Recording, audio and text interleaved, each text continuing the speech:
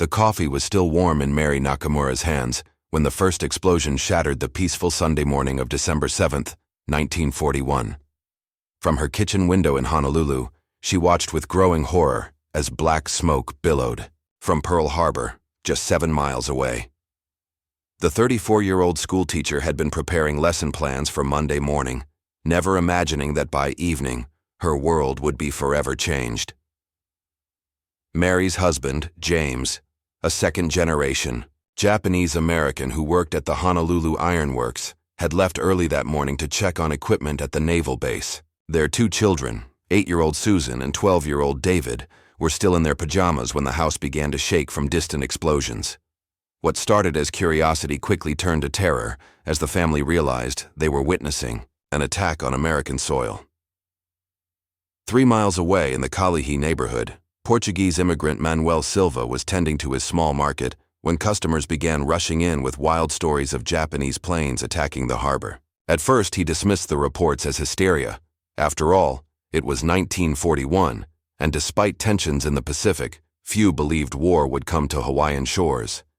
But as the sound of aircraft engines grew louder and more ominous, Silva stepped outside to see formations of planes bearing the rising sun emblem diving toward military installations.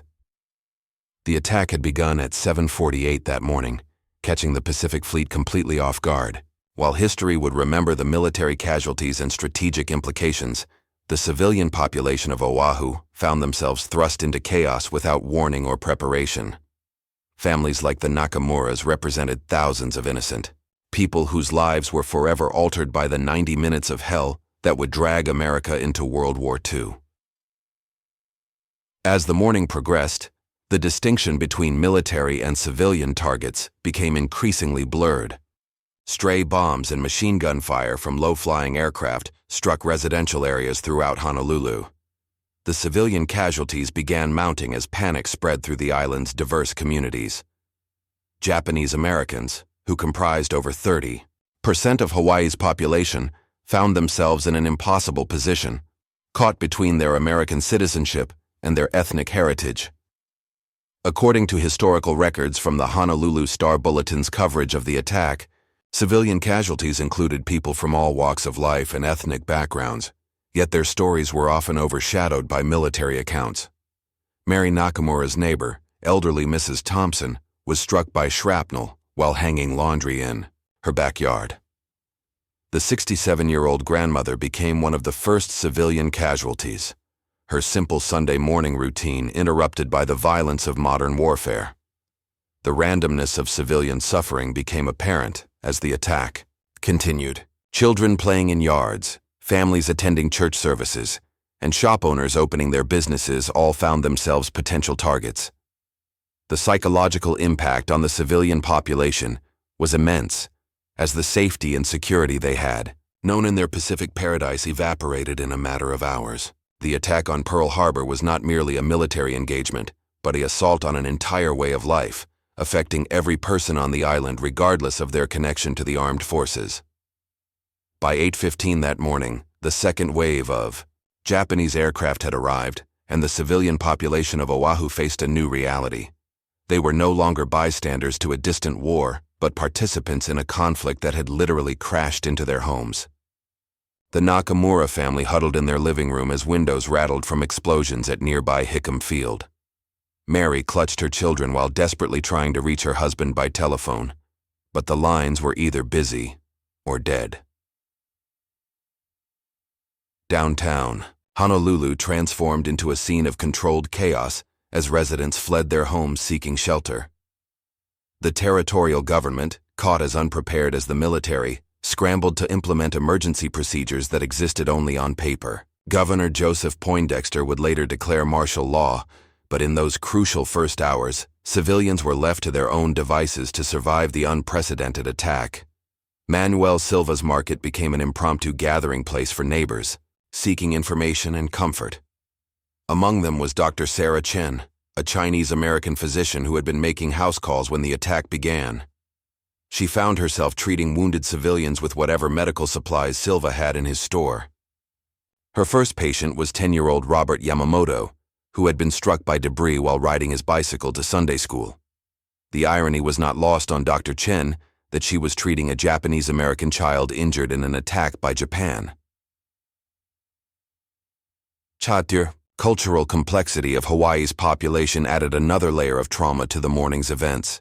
The island's melting pot of ethnicities, Japanese, Chinese, Filipino, Portuguese, Hawaiian, and mainland Americans, suddenly found themselves questioning loyalties and facing suspicion from neighbors they had known for years. The Nakamura family, despite James's service to the naval base and Mary's dedication to teaching American children, would soon discover that their Japanese ancestry made them objects of suspicion and fear. As reports of the attack spread through radio broadcasts, the psychological warfare on civilians became as devastating as the physical destruction. Rumors flew faster than the attacking aircraft. Invasion forces were landing on beaches, saboteurs were poisoning water supplies, and fifth columnists were signaling enemy submarines. These unfounded fears created an atmosphere of paranoia that would persist long after the last Japanese plane disappeared over the horizon. The economic impact on civilian life was immediate and severe. Businesses shuttered, schools closed indefinitely, and normal commerce ground to a halt. Silva's market, like hundreds of others across the island, would face shortages and rationing that would define civilian life for years to come. The attack had not only destroyed ships and aircraft, but had shattered the economic foundation of civilian society in Hawaii. Children like Susan and David Nakamura struggled to comprehend the sudden transformation of their peaceful world into something resembling a war movie. Their Sunday morning had begun with cartoons on the radio and plans for a family picnic at Waikiki Beach. Now they found themselves witnessing the birth of America's involvement in a global conflict, their innocent perspectives forever altered by the reality of modern warfare's impact on non-combatants. By 10 o'clock that morning, the last Japanese aircraft had vanished into the Pacific sky, leaving behind a trail of destruction that extended far beyond the military installations of Pearl Harbor. The civilian population of Oahu emerged from their makeshift shelters to survey a world fundamentally changed. For the Nakamura family, the immediate concern was James's safety, as communication with Pearl Harbor remained impossible. Mary Nakamura's decision to venture out in search of her husband would prove both dangerous and revealing. As she walked through Honolulu's streets with her children, she encountered a city transformed by fear and suspicion. Military personnel, still in shock from the attack, viewed every civilian with potential mistrust, while civilians themselves had begun to regard their Japanese-American neighbors with new and troubling suspicion. The medical emergency facing civilian casualties quickly overwhelmed local resources. Dr. Sarah Chen found herself conscripted into service at Queen's Hospital, where the wounded, both military and civilian, were arriving in unprecedented numbers. Among her patients was Mrs. Elena Rodriguez, a Filipino woman who had been shopping at the market when strafing runs struck civilian areas. Her injuries were typical of many civilian casualties, wounds from flying glass and shrapnel that spoke to the indiscriminate nature of warfare. The psychological trauma inflicted on children became immediately apparent as emergency services attempted to restore order. David Nakamura, despite his 12 years, found himself thrust into the role of protector for his younger sister Susan. The children's drawings from the following weeks, preserved in family archives, would reveal stick figures of airplanes dropping, bombs on houses, a child's interpretation of the day paradise burned. Manuel Silva's market became a microcosm of the broader social changes sweeping through Hawaiian society. As federal agents began investigating anyone with potential ties to Japan, Silva found himself defending customers he had known for decades. The Portuguese immigrant's loyalty to his Japanese-American patrons would eventually cost him business, as fear overcame the multicultural harmony that had previously defined his neighborhood. The immediate implementation of martial law affected every aspect of civilian life. Citizens were required to carry identification papers, observe blackout restrictions, and submit to searches by military personnel. For the Nakamura family, these measures carried additional weight, as their Japanese ancestry made them subjects of particular scrutiny.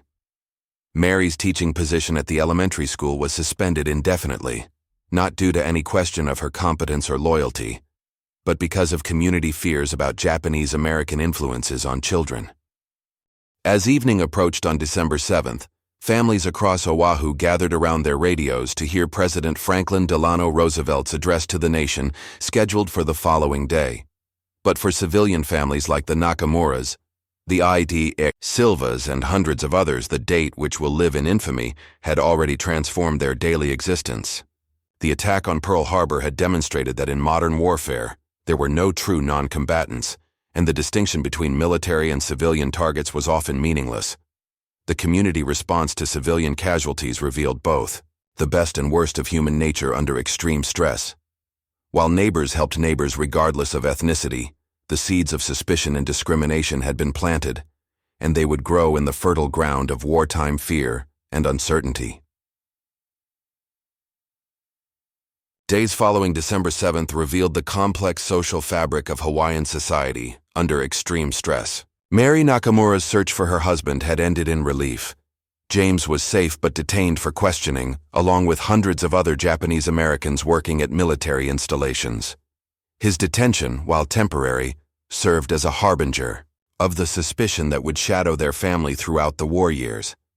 The Nakamura children's return to school, when it finally reopened 2 weeks later, illustrated the changed atmosphere for civilian families. Susan, only 8 years old, found herself answering questions from classmates about whether her family supported Japan or America. These innocent but painful interrogations reflected the broader community's struggle to reconcile their multicultural heritage with wartime paranoia. Dr. Sarah Chen's medical practice provided a unique window into the lasting trauma affecting civilian survivors. Beyond treating physical wounds, she found herself addressing psychological injuries that would persist long after visible scars healed. Her patient records from late December 1941 document cases of what would later be recognized as post-traumatic stress disorder, affecting everyone from elderly grandparents to young children who had witnessed the attack. The economic impact on civilian businesses like Manuel Silva's market demonstrated how warfare's effects rippled through entire communities. Silva's customer base had changed dramatically as families relocated. Military personnel flooded the islands, and rationing restricted the availability of basic goods. His Portuguese heritage, once irrelevant to his business, now provided him with a degree of acceptance that his Japanese-American customers no longer enjoyed. According to documentation from the Hawaii War Records Depository, civilian casualty figures were initially underreported as military authorities focused on strategic rather than humanitarian concerns. The 49 civilian deaths and 35 civilian injuries represented not just statistics, but shattered families and traumatized communities. Each civilian casualty had a story, a family, and a life disrupted by forces beyond their control. The transformation of daily life for civilian families required constant adaptation. The Nakamura household, like thousands of others, learned to navigate blackout curtains, rationing systems, and identity checks. Mary's teaching skills proved valuable as she helped organize civilian defense classes for women and children, teaching basic first aid and emergency procedures that, tragically, were now necessary knowledge for island residents. Children's perspectives on these changes often provided the most honest assessment of civilian life. Neighbors whispered about suspicious activities and where his family's loyalty to America required constant demonstration rather than simple assumption. The solidarity that emerged among some civilian groups contrasted sharply with the suspicion affecting others. While Japanese-American families faced increasing scrutiny, other ethnic communities often rallied to support each other.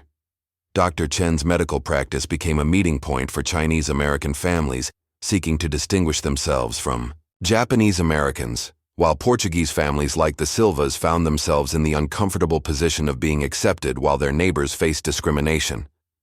The civilian experience of Pearl Harbor's aftermath revealed the complex reality of wartime life for non-combatants, where survival required not only physical endurance, but social and psychological adaptation to a world where trust, community, and basic assumptions about safety had been fundamentally altered. 3 months after the attack, in March 1942, the civilian population of Oahu had settled into a new normal that bore little resemblance to their pre-war existence. Mary Nakamura's correspondence with her sister in California carefully preserved in family archives, provides insight into the ongoing civilian experience long after the headlines had faded from mainland newspapers. James Nakamura's eventual release from detention came with conditions that reflected the persistent suspicion surrounding Japanese-American civilians. His employment at the naval base was terminated, forcing the family to rely on Mary's savings and small amounts of money she earned, giving private tutoring lessons. The economic hardship faced by the Nakamura family was multiplied across hundreds of similar households, creating a secondary wave of civilian casualties that extended far beyond December 7th. Dr. Sarah Chen's medical records from this period document the long-term health effects on civilian survivors. Her patient files include cases of chronic anxiety, sleep disorders, and what she termed nervous conditions, affecting people who had witnessed the attack. Mrs. Thompson, the elderly neighbor who had been wounded by shrapnel, developed a persistent fear of aircraft that made her unable to leave her home whenever planes flew overhead, a daily occurrence given the increased military presence. The children's adaptation to their new reality often surprised adults with its resilience and insight. Susan Nakamura, now 9, had learned to distinguish between American and foreign aircraft by their engine sounds. Her ability to identify friendly planes provided comfort to neighbors who still feared another attack. These children had been forced to develop skills and awareness that previous generations never needed, becoming unwilling experts in the machinery of war. Manuel Silva's market had evolved into something resembling a community center, where civilians gathered to share news, trade rationed goods, and maintain social connections disrupted by wartime restrictions. Silva's decision to extend credit to Japanese-American families facing economic hardship demonstrated the personal courage required to maintain pre-war friendships under post-war suspicions. The implementation of various civilian defense measures created new forms of community participation. Mary Nakamura volunteered as an air raid warden despite her family's precarious social position, her fluency in both English and Japanese making her valuable for communicating with elderly immigrants who understood little English. Her service represented the complex loyalties of Hawaiian civilians who sought to prove their patriotism while maintaining their cultural identities. School life for children like David Nakamura involved new subjects unimaginable before the attack. Classes in aircraft identification, first aid, and civilian defense became standard curriculum. David's school notebook from April 1942 contains detailed drawings of American and Japanese aircraft, with notes about distinguishing features. Knowledge that transformed childhood games into matters of potential life and death. The social fabric of Hawaiian society continued to show strain as military authorities prepared for potential invasion. Civilian families faced the possibility of evacuation from their homes, separation from family members, and the loss of everything they had built in the Pacific paradise. These preparations, while necessary from a military standpoint, created ongoing psychological stress for civilian populations who had already endured months of uncertainty. Letters between civilian families during this period reveal the persistent impact of December 7th on daily life and long-term planning. The Nakamura family's correspondence with relatives on the mainland describes a community living under constant tension, where the simple act of maintaining cultural traditions required careful consideration of how such activities might be perceived by suspicious neighbors and authorities. By December 7th, 1942, exactly 1 year after the attack, the civilian population of Oahu had learned to navigate a world permanently altered by their experience as unintended targets of warfare. The anniversary brought renewed attention to Pearl Harbor, but the focus remained on military heroes and strategic lessons, rather than the civilian stories that had been unfolding in the shadows of history. Mary Nakamura's family had survived their first year of wartime existence, but the cost was evident in ways both visible and hidden. James had found new employment with a civilian contractor, though at wages significantly lower than his previous position. Mary had returned to teaching, but in a school system transformed by security concerns and demographic changes as military families flooded the islands. Their children, now 10 and 14, had grown up faster than any parents would wish, their innocence sacrificed to the realities of living in a war zone. The long-term health effects on civilian survivors became more apparent as time passed. Dr. Sarah Chen's medical practice had evolved to address what she recognized as lasting trauma, though the medical community's understanding of psychological wounds remained limited. Her patient records document the persistence of symptoms in civilian survivors. Mrs. Rodriguez continued to suffer from anxiety attacks triggered by loud noises, while elderly Mr. Tanaka had developed a form of depression that seemed directly connected to his experiences during the attack. The economic transformation of Hawaiian society had created new opportunities for some civilians while destroying the livelihoods of others. Manuel Silva's market had prospered due to increased military presence, but many Japanese-American businesses had closed permanently. The economic stratification that resulted from wartime policies would have lasting effects on Hawaiian society, creating divisions that persisted long after the war ended. Children who had lived through December 7th carried their experiences into adulthood with perspectives shaped by early exposure to warfare's realities. Susan Nakamura's high school essays, written years later, would reflect a worldview informed by her childhood understanding that safety was never guaranteed and that ordinary people could become casualties of conflicts beyond their control or comprehension.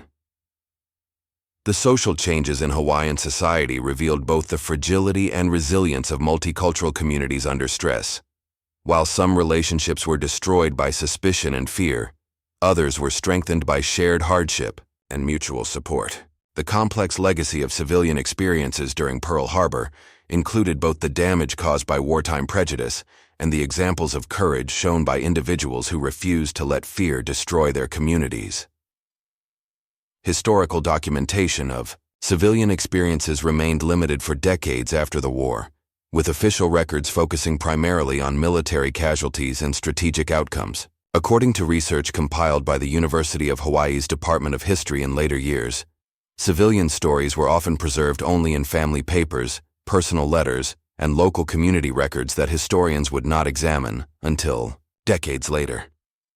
The Nakamura family's survival and eventual prosperity in post-war Hawaii represented thousands of similar stories of civilian resilience. Their experience illustrated how ordinary people adapted to extraordinary circumstances, maintaining their dignity and humanity despite facing suspicion, economic hardship, and the ongoing psychological effects of living through warfare.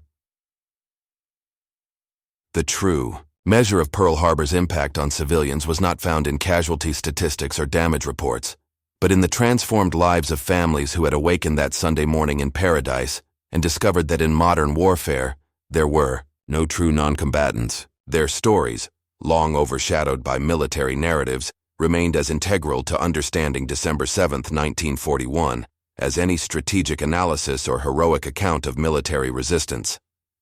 The forgotten victims of Pearl Harbor were not forgotten by their families, their communities, or their own memories. They were forgotten by a history that too often focused on the machinery of war rather than the human cost of conflict.